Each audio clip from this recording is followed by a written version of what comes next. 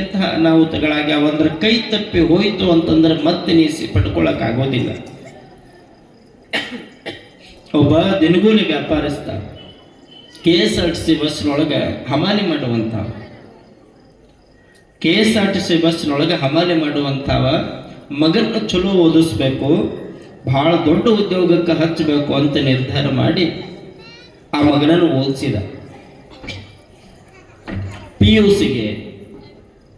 PUC ಸಂದರ್ಭದಲ್ಲಿ ಆ ಮಗ ಬಹಳ ದೊಡ್ಡ ಮಟ್ಟಕ್ಕೆ ಪಾಸ್ ಆಗಬೇಕು ಅಂತ ತಂದೆ ಕನಸು ಕಟ್ಕೊಂಡು ಕುಂತಿದ್ದ.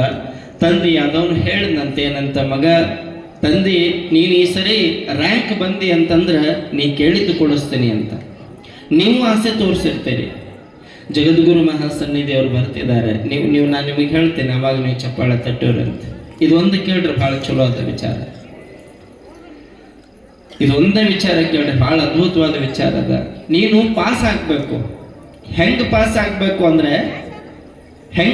ಆಗ್ಬೇಕು ಅಂತಂದ್ರೆ ರ್ಯಾಂಕ್ನೊಳಗೆ ನೀ ಬರಬೇಕು. ನೀನು ರ್ಯಾಂಕ್ ತಗೊಂಡಿದ್ದ ಕರೆ ಆಯ್ತು ಅಂತಂದ್ರೆ ನೀ ಕೇಳಿದ್ದು ಕೊಡಿಸ್ತೀನಿ ಅಂತ. ಅಮ್ಮ ಅಲ್ಲಿ ಬಿಡ್ರಿ, ಅವ್ರು ಇಲ್ಲೇ ಬರ್ತಾರೆ. ಅವ್ರು ತಮ್ಮ ಪಾಡಿಗೆ ತಾವು ತಯಾರಾಗ್ಯಾರ ಗುರುಗಳು ಸ್ವಾಗತ ಮಾಡಕ್ಕೆ. ನಮ್ದು ಹಿಂಗ ನೋಡ್ರಿ ಪರಿಸ್ಥಿತಿ. ಇಲ್ಲಿ ಏನ್ ಬೇಕಾದಿರೋದಕ್ಕೆ ಅಲ್ಲಿ ಎಲ್ರ ಒಂದು ಚೂರು ಸಪ್ಪಳಾದ್ರೆ ಇಟ್ರು ತಾವು ಹೊಳಿ ಬಿಡುದ. ಈಗ ನೋಡ್ರಿ ಅಲ್ಲಿ ಹೋಗಿ ಗುರುಗಳು ಕುತ್ಕೊಂಡ ಹುಡುಕ್ರಿ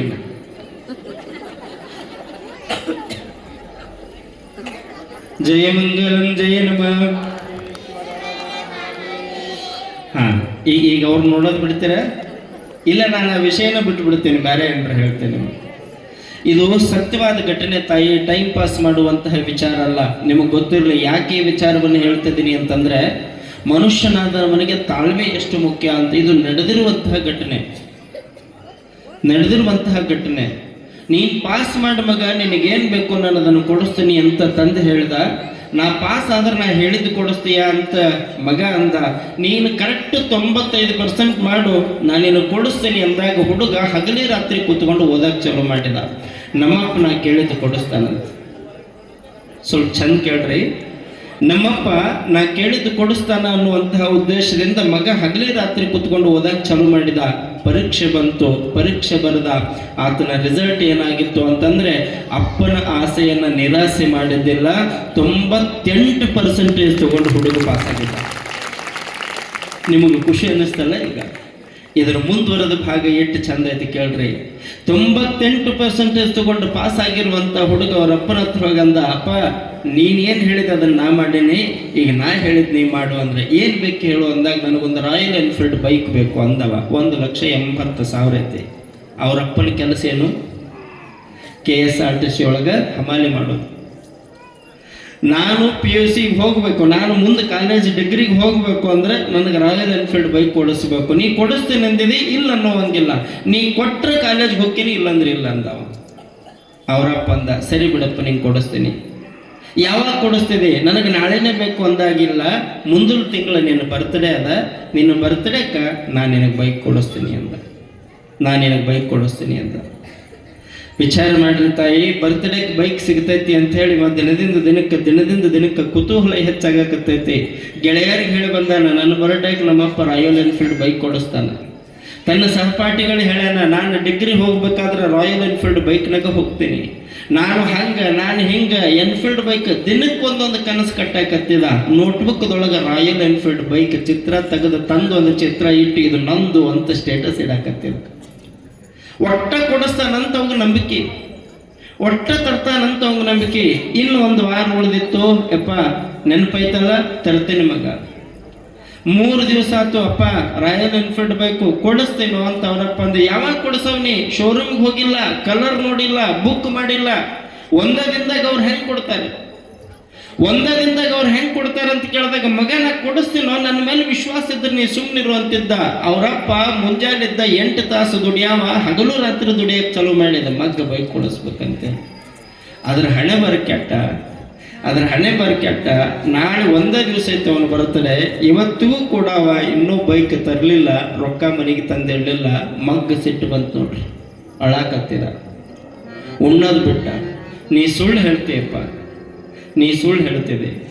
ನೀನು ನನಗೆ ಕೊಡ್ಸವಲ್ಲ, ನನಗೆ ಬಿಡವಲ್ಲ. ನಿನ್ನ ಮಾತು ನಾವು ಉಳಿಸ್ಕೊಂಡಿನಿ, ನನ್ನ ಮಾತು ನೀವು ಉಳಿಸ್ಕೊಳ್ಳಿಲ್ಲ. ನಾನು ನಿನ್ನ ಮನೆಯಾಗ ಹುಟ್ಲಾರ್ದ ಸಾವ್ಕಾರ ಮನೆಯಾಗ ಹುಟ್ಟಿದ್ನಿ ಅಂದ್ರೆ ಬೈಕ್ ಅಲ್ಲ ಕಾರ್ನಾಗ ಮೆರಿತಿದ್ ನಾನು ಅಂತ. ಅವರಪ್ಪ ಅಂತಾನ, ಇನ್ನೂ ನಾಳೆಗೆ ಐತ್ ಬಿಡುವ ನೀನು ಬರ್ತಡೆ. ಇಷ್ಟು ದಿವಸನೇ ಇಲ್ಲದ್ದು ನಾಳೆಗೇನು ಮ್ಯಾಲಿಂದ ಇಳಿತೇನದು? ಶೋರೂಮ್ನವ್ರೇನು ನಿಮ್ಮ ಮನೆಯವ್ರೇನು? ಶೋರೂಮ್ನವ್ರಿಗೆ ಕೇಳಿದ ತಕ್ಷಣ ಕೊಡಿಸ್ಬಿಡ್ತಾರೇನು? ನೀನು ನನಗೆ ಕೊಡ್ಸಂಗಿಲ್ಲ, ಮೋಸ ಮಾಡ್ತಿದಿ, ಹ್ಯಾಂಗ ಹಿಂಗ ಬೇಕಾದಂಗ ಮಾತಾಡಕತ್ತಿದ. ಉಣ್ಣದ್ ಬಿಟ್ಟ ಮೂಲಿ ಹಿಡ್ಕೊಂಡು ಕುಂತ. ಆಶ್ಚರ್ಯ ನಿಮಗೆ ಹೇಳ್ತೇನೆ. ಅಪ್ಪ ನಾಳೆಗೆ ತರ್ತೇನೆ ಬಿಡು ಅಂದಾಗ 5 ಗಂಟೆಗೆದ್ದು ಮತ್ತೊಮ್ಮೆ ಹೋಗಿ ಕೇಳ್ತಾನೆ ಅವ್ರ ಅಪ್ಪನ, ಇವತ್ತು ಕರೆ ಬಂದ್ರೆ ನಂಗೆ ಬೈಕ್ ಕೊಡಿಸ್ತೀಯ? ನೀ ಬೈಕ್ ಕೊಡಿಸ್ಲಿಲ್ಲ ಅಂದ್ರೆ ನಾ ಸಿಹಿ ಉಣ್ಣಂಗಿಲ್ಲ, ಹೊಸ ಬಟ್ಟೆ ಹಾಕೊಳ್ಳಂಗಿಲ್ಲ, ನನ್ನ ಬರ್ತ್ಡೇ ಮಾಡ್ಕೊಳ್ಳಂಗಿಲ್ಲ, ನನಗೆ ಬೈಕ್ ಬೇಕಾ ಅಂತಂದ. ನಿಮಗೆ ಹೇಳ್ತೇನೆ, ಅವರಪ್ಪ ಮುಂಜಾನೆ ಹೋದ, ಇವ ಕಾಯ್ಕೊಂತ ಕುಂತ್ಕೊಂಡಾನ, ಬರ್ತೈತಿ ಬೈಕ್ ಅಂತ. 9, 10, 11, 12, 2 ಗಂಟೆ ಆಯ್ತು. ಸಿಟ್ಟು ಬಂತು ಇವಂಗ. 4 ಗಂಟೆಗೆ ಶೋರೂಮ್ ನಂಬರ್ ಹುಡುಕಾಡಿ ಶೋರೂಮಿಗೆ ಫೋನ್ ಹಚ್ಚಿದ, ಇಂಥ ಊರಾಗಿಂದ ಯಾರ ಬೈಕ್ ಬುಕ್ ಮಾಡಕ್ ಬಂದಿದ್ರನ್ರಿ ಅಂತ. ಅವ್ರು ನಮಗೆ ಗೊತ್ತಿಲ್ಲ ಬಿಡ್ರಿ ಅಂದರು. ಯಾವಾಗ 6 ಗಂಟೆ ಹೊತ್ತು ಮುಳುಗಿತು, ನಮ್ಮಪ್ಪ ನನಗೆ ಮೋಸ ಮಾಡಿದ ಅಂತ ನಿರ್ಧಾರ ಮಾಡಿದ. 9:30, 10 ಗಂಟೆ ಆಗಿತ್ತು. ಅವರಪ್ಪ ನಡ್ಕೋಂತ ಒಂದೊಂದು ಹೆಜ್ಜೆ ಇಟ್ಕೊಂತ ಮನೆಗೆ ಬಂದ. ಇವ ಹೊರಗೆ ಕುಂತ್ಕೊಂಡು ಅವರಪ್ಪಗಂದ, ನೀ ನಮ್ಮಪ್ಪನ ಅಲ್ಲ. ಒಂದು ಮಗುವಿನ ಸಣ್ಣ ಆಸೆ ಈಡೇರ್ಸಕ್ಕಾಗಲಿಲ್ಲ ಅಂದ್ರೆ ಯಾಕೆ ಜನ್ಮ ಕೊಡಬೇಕು? ಯಾಕೆ ಹಡಿಬೇಕು ನೀವೆಲ್ಲ ಅಂತ ಕೇಳ್ತಾನೆ ನೋಡ್ರ. ಸಣ್ಣ ಮಗುವಿನ ಆಸೆ ನೆರವೇರ್ಸಕ್ಕಾಗಲಿಲ್ಲ ಅಂದ್ರೆ ನೀವು ಯಾಕೆ ಹಿಡಿಬೇಕು? ಸರಿ ಹಿಂದಕ್ಕಂತಂದ. ಅವರಪ್ಪ ಅಲ್ಲೋ, ನಾ ಹೇಳೋದರ ಕೇಳೋ. ಅಷ್ಟೊತ್ನಾಗ ಮನಿ ಬಿಟ್ಟಿವ ಹೊಂಟಿದ್ದ. ಹೋಗ್ಬೇಡಪ್ಪೆ ಅಂತ ಕೈ ಹಿಡಿ ಜಗ್ಗೊಂಬಂದ. ನನ್ನೇನು ಜಗ್ತಿ ಸರಿ ತಗಂತ ಹಿಂಗೆ ಜಾಡಿಸಿ ಹಿಂಗೆ ದೂಡಿ ಬಿಟ್ಟ. ಅವರಪ್ಪ ಹೋಗಿ ಒಂದು ಕಲ್ಲಿಗೆ ಹಣಿ ಬಡಿತು, ತಲೆ ಬಡದ ರಕ್ತ ಸೋರಕತ್ತು. ಅವರಪ್ಪ ಅಲ್ಲೇ ಸತ್ತು ಹೋಗ್ಬಿಟ್ಟು. ಅವ್ರವ್ ಬಂದು ಹಣಿ ಬಿಡ್ಕೊಂಡು ಅಳ್ತಾಳ, ಎದ್ದು ಕುಂದರ್ಸ್ತಾಳ. ಉಸಿರ ಹೋಗೈತಿ, ಸತ್ತು ಹೋದವನು ಕುತ್ಕೊಂಡು ನೋಡು ಮುಂದೆ. ಅವ ಅಲ್ಲೇ ಕುತ್ಕೊಂಡು ಸಿಟ್ಟಿನಾಗ ಕುತ್ಕೊಂಡವನ. ಸತ್ರ ಸಾಯವಲ್ಲ ಬಿಡು, ನಾನೇನು ಮಾಡಲಿ? ನಾನು ನನ್ನ ಫ್ರೆಂಡ್ಸಿಗೆ ಹೇಳಿದ್ದೆ, ಗೆಳೆಯರಿಗೆ ಹೇಳಿದ್ದೆ, ನನ್ನ ಬರ್ತಡೇ ಅವ ಹುಟ್ಟಿದ ದಿವಸ ಅವ್ರ ತಂದೆ ಸಾವಿಗೆ ಕಾರಣಕ್ಕಂದ್ರೆ ಈ ಆಸೆ ಎಷ್ಟು ಕೆಟ್ಟಲ್ಲ. ನಿಮಗೆ ಹೇಳ್ತೀನಿ. ಅವ ಹಂಗೆ ಹತ್ಕೊಂತ ಕುಂತಿದ್ದ. ಏನು ಹತ್ಕೊಂತ ಕುಂತ್ರು ಹೊಳ್ಳಿ ಬರೋಕೆ ಸಾಧ್ಯ ಐತಿ? ಊರನ್ನವ್ರು ಬಂದು ಆ ಹುಡುಗನನ್ನ ಹಿಂದಕ್ಕೆ ಸರಿಸಿದ್ರು.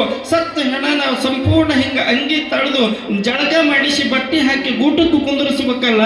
ಆ ಸಂದರ್ಭದೊಳಗೆ ಹಿಂಗೆ ಅಂಗಿ ಕಳೀತಾರ. ಅಂಗಿಯೊಳಗೊಂದು ಪತ್ರ ಇತ್ತು. ಆ ಪತ್ರ ತೆಗೆದು ನೋಡ್ತಾರವರು. ಒಂದು ಪತ್ರ ಬರೆದಿದ್ದ ಅವರಪ್ಪ. ಏನಂತ? ಮಗ, ನಿನ್ನ ಬರ್ತ್ಡೇ ದಿವಸ ನನಗೆ ಬೈಕ್ ಕೊಡ್ಸೋಕ್ಕಾಗಲಿಲ್ಲ, ಯಾಕಂದ್ರೆ ರೊಕ್ಕ ಸಿಗಲಿಲ್ಲ. ನನ್ನ ಕಿಡ್ನಿ ಮಾರಿ ರೊಕ್ಕ ತಗೊಂಡು ಶೋರೂಮಿಗೆ ಕಟ್ಟಿ ಬಂದೀನಿ.